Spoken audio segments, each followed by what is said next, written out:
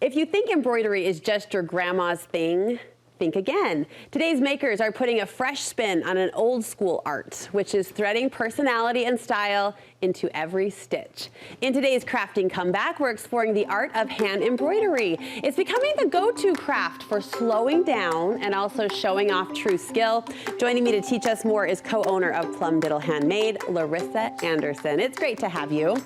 We're admiring all your beautiful art this morning, and I'm curious to know what you think of this resurgence, this crafting comeback we're experiencing. It's amazing. Yeah. I'm so glad people are getting out there making things. Yes. It's so good for the mind, and it's so good to make connections. Today we're talking needle crafts, which has a few different approaches, but specifically looking at hand embroidery.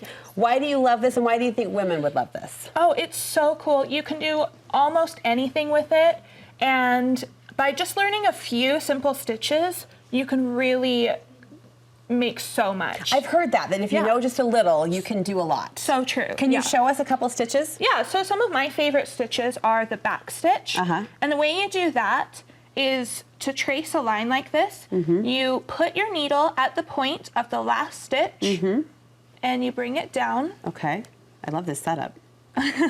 Cute, right? And then you come back up one stitch in front. You skip a stitch length. Skip a stitch, one in front, and then you continue to double back and come up. Yeah, and then you just repeat it. Okay. And that's a really fun one. All right, what's another? Okay, another one is called the French knot. This is really good for texture. All of these. If you want it like raised and. Yeah, exactly. Yeah, so you bring it up. And then you wrap your needle around the thread 1, 2, 3 times, and then you point your needle back on the fabric and bring it through. Look at that. Look at that. Is it a little fussy in that if I miss a loop or mistake a stitch, it's hard to go back? I mean, you're going to have to expect some knots, but you can work through them, I promise. Yeah, that goes back to the speed, right, in which you do this. You got to take it slow and be prepared to sort of invest. Absolutely. And these projects that you've brought are just so, they're detailed, they're darling, and I feel like they're also carrying their own little, I don't want to say edge, because they're soft and lovely, but it really draws the eye in a fun way. Yeah, absolutely. They're a really fun thing to display. It's a little different than your standard artwork. And where might we apply those stitches or those artwork? Oh yeah, absolutely. So really anything with fabric. So you could do it on clothing, hats, shoes. So cute. Right? Or you can do it on napkins like these here. Or just as a piece of art to hang on your wall. All right. Now I understand your love of sewing came from your mom. It sure did.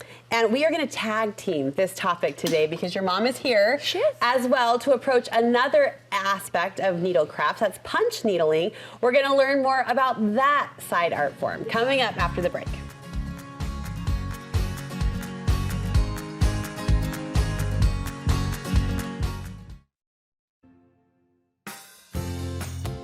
Before the break, we shared the beautiful arts of embroidery, but if the detail of this hand stitching feels a bit daunting, you can reach for an even more approachable form in punch needling. The mother to the mother-daughter duo that is Plum Diddle Handmade, Julie Anderson, is here to introduce us to this easy art form that you can learn in just minutes. It's so great to have you two today. Thank you. What a pleasure to be here. So punch needling, a little more simple, is that fair? Yes, absolutely. A little more mindless? Oh, yes. Oh, yes. Oh, yes. Describe what it is exactly. Okay, so punch needle is where you use this hollow needle. And then all you're doing is pushing little loops of yarn or of embroidery floss through the fabric, and you're making loops on the other side. Yep. And there are just a few things you need to learn, and it's super easy. And you see, yarn tension is one of those tricks of the trade. Yeah, so the first thing you need to know is you can't have any tension on your yarn. It's just got to be flowing through the needle. Loose and easy. Loose and easy. The next thing is you want to make sure your needle is facing the direction you want to stitch. So there's this... That feels important. I know, it really is. I mean, kind of like when we're walking, right? We're facing backwards, that's the problem. Anyway, so there's this big open oval part of the needle, and that's the part that you want facing your next stitch. So I'm going to be stitching across this way, so I keep my needle not turned around backwards, but going the way we want to go. Right, and then how far do you punch? You go all the way down until the wood handle hits against, or whatever kind of handle you're using, hits against the fabric and it can't go any further. And then you just drag it across the surface to do another stitch. There it goes. And that's it. And tie it off to switch colors.